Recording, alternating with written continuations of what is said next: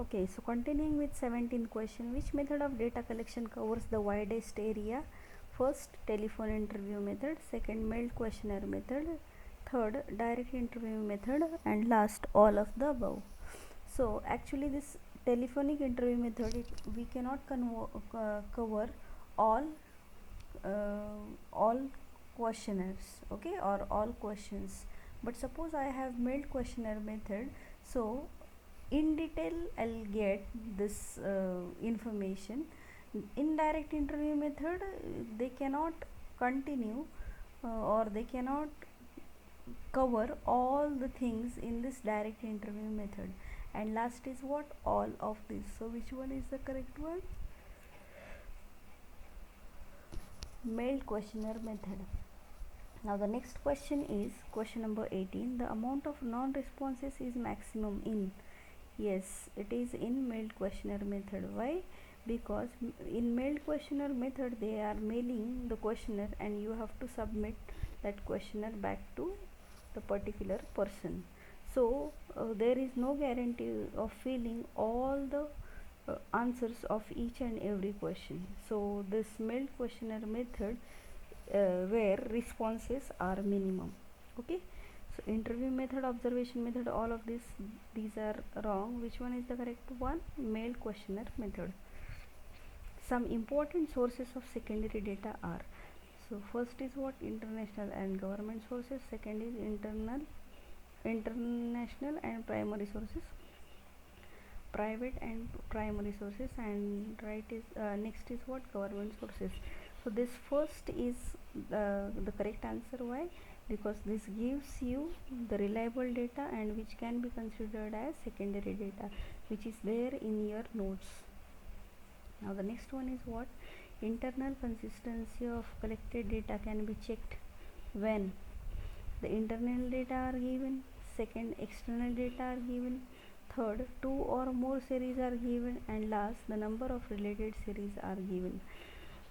So how do we check this internal consistency? If I have two series, so I can compare them and I will find whether those are consistent or not. So correct answer for 20th question is a number of related series are given, option number D. Then question number 21, what it is?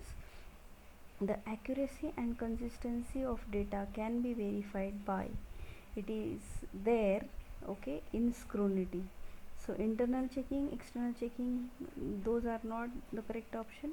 Which one is the correct one? Scrutiny of data.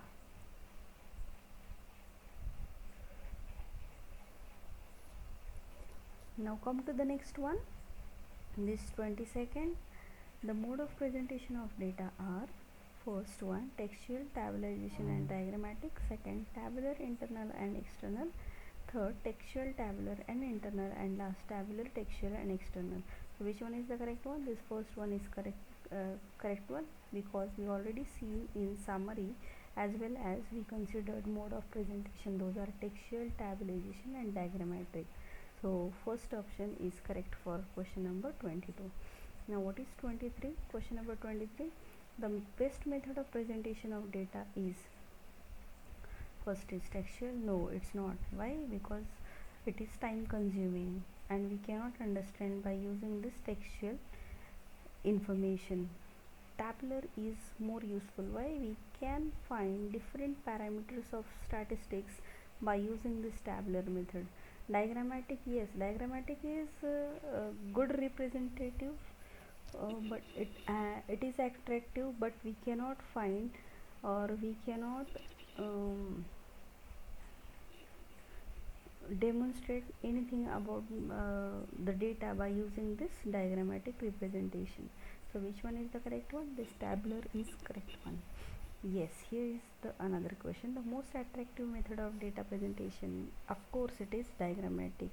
By using diagram we can easily understand what is nature of your data.